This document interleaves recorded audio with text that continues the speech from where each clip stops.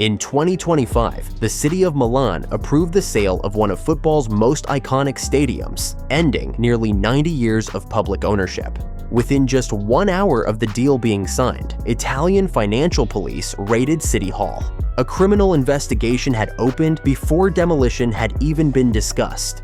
For nearly a century, San Siro has been home to AC Milan and Inter Milan, hosting some of the greatest nights in football history.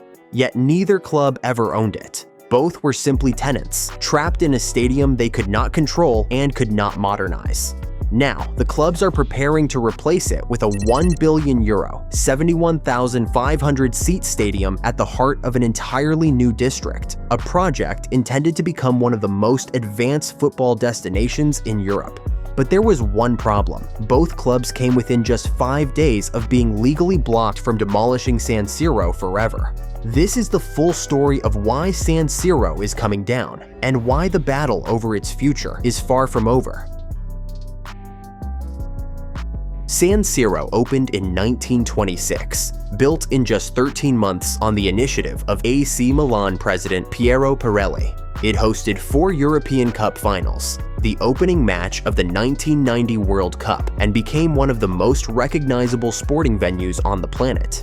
For nearly a century, this was not just a stadium, it was the symbol of Italian football at its greatest. But here is something most people do not know. San Siro has never belonged to AC Milan or Inter Milan. It belongs to the city of Milan. And both clubs, despite filling it with over 70,000 fans every week, are nothing more than tenants. Since 2015 alone, each club has paid nearly €29 million in rent, just for the right to use a building they cannot renovate, cannot redevelop, and have no real control over. Every decision required political approval from a city council that spent years delaying and blocking progress. At the same time, the stadium has fallen behind modern European arenas. Milan and Inter earn around €41 and €36 per fan, compared to over €130 per fan at clubs like Real Madrid and PSG. San Siro also lacks key revenue streams like full VIP hospitality, modern corporate boxes, and naming rights. Because of this, both clubs are estimated to be losing around €60 million per season, each compared to what a modern stadium could generate. The clubs tried everything to escape this trap without leaving San Siro. In 2019, they jointly unveiled 2 concept designs, Gli Anelli di Milano and La Cattedrale by Probuilds. La Cattedrale was chosen, but the plan later collapsed due to rising costs and long political delays before approval. After that, construction group Probuilds proposed a €300 million renovation that would modernize San Siro without either club relocating. Both clubs rejected it, concluding it simply could not be delivered at a sustainable cost. With every option exhausted, the partnership broke down entirely. AC Milan identified San Donato to the southeast as their preferred site. Inter looked at Rossano just south of Milan. 2 of the most famous clubs in the world were preparing to abandon their iconic shared home and build in completely different parts of the city. For a moment, 80 years of shared history at San Siro looked like it was simply going to end. That threat finally forced the city council to act. But even then, nothing was simple. UEFA had already stripped San Siro of the 2027 Champions League final. Unable to get guarantees, the stadium would be unaffected by renovation works. One of football's most iconic grounds had become too uncertain to host its biggest game.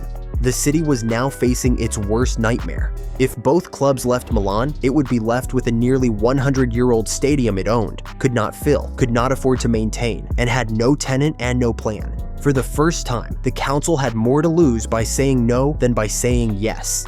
The council approved the sale for €197 million in September 2025. After an extraordinary 11-hour debate that ran deep into the early hours of the morning, the vote passed 24-20. Inter's president had made the stakes clear. If the deal failed, both clubs would leave Milan permanently. The sale was completed on November 5, 2025, ending nearly 90 years of city ownership and giving both clubs full control of the land for the first time in history. And what they are planning to build on it is unlike anything Italian football has ever seen. The clubs chose Foster Plus Partners and Manica to design the new stadium. The same partnership behind SoFi Stadium, Allegiant Stadium in Las Vegas, and the Lusail Stadium where the 2022 World Cup final was played. Even Herzog and de Meuron, designers of the Alliance Arena, were among those who competed and lost. The total investment sits at around 1 billion euros, one of the most expensive stadium projects in European football history. The new stadium will hold 71,500 seats, fewer than San Siro's 80,000, but entirely by design.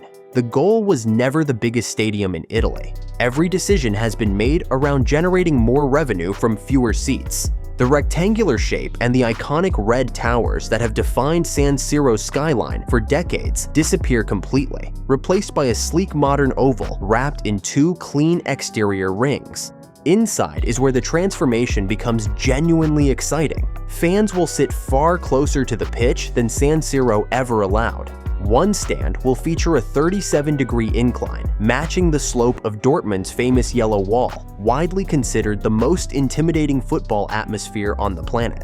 Every seat will have a completely unobstructed sightline, with a full roof covering every single spectator, trapping crowd noise inside the bowl in a way San Siro's open distant third tier has never been able to achieve. LED technology will run across several interior rings, with large screens visible from every section of the ground. The stadium also solves a problem no shared venue in Europe has properly cracked. Advanced adaptive lighting and digital branding systems will completely transform the stadium's visual identity depending on which club is playing. The same building feeling entirely different on a Milan match day versus an Inter match day. A genuinely innovative solution to a challenge that has existed at San Siro since 1947. The commercial transformation is just as ambitious. Both clubs are targeting a dramatic increase in VIP areas, executive suites, and corporate boxes, facilities that barely exist at the current ground. A new entertainment district surrounding the stadium will feature restaurants, shops, fan zones, and event spaces, all designed to generate revenue throughout the year. A large public plaza will connect the stadium to the neighborhood, creating the kind of matchday destination San Siro, sitting behind concrete and car parks, has never been.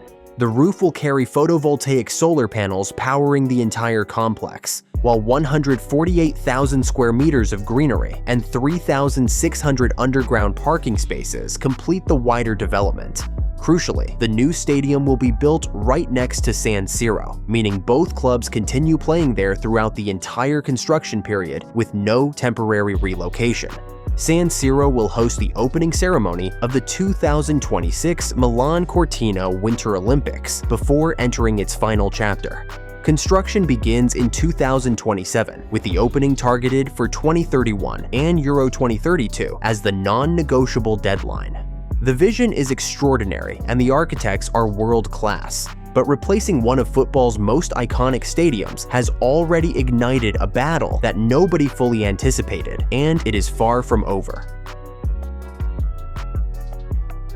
The sale completed on November 5, 2025. And within just 1 hour, Italian financial police raided Milan City Hall, the offices of both clubs, and the homes of former managers, launching a formal investigation into alleged bid rigging. Fratelli d'Italia, the party of Prime Minister Giorgia Meloni, immediately presented a motion to cancel the entire sale and demanded the resignation of Mayor Sala. A deal that had taken nearly a decade to reach had instantly turned into a national political and legal crisis, before demolition had even been discussed. The timing of the sale was also no accident. The clubs completed the purchase on November 5th, just 5 days before San Siro's second tier reached its 75th anniversary, at which point Italian law would have automatically granted it listed heritage status and blocked demolition entirely.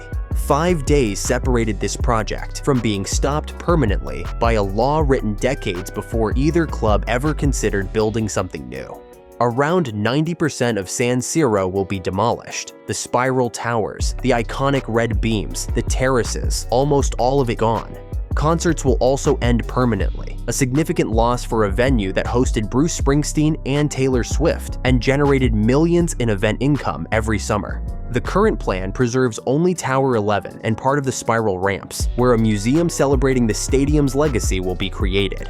UEFA inspectors visited Milan and delivered a clear verdict. Even a full renovation of San Siro would not meet Euro 2032 requirements. A new stadium was the only option. Italy must submit its list of 5 Euro 2032 venues to UEFA by October 2026. And Milan cannot be on that list without this project moving forward on schedule.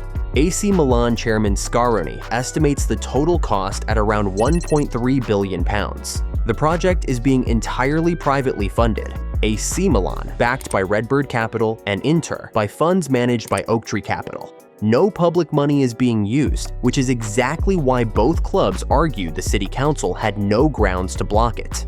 The financial case is compelling. Both clubs are targeting combined stadium revenue of around €180 million per year, significantly more than San Siro currently generates. Independent studies estimate the wider project will deliver more than €4.5 billion in economic impact, creating over 8,000 jobs during construction and 16,000 once fully operational.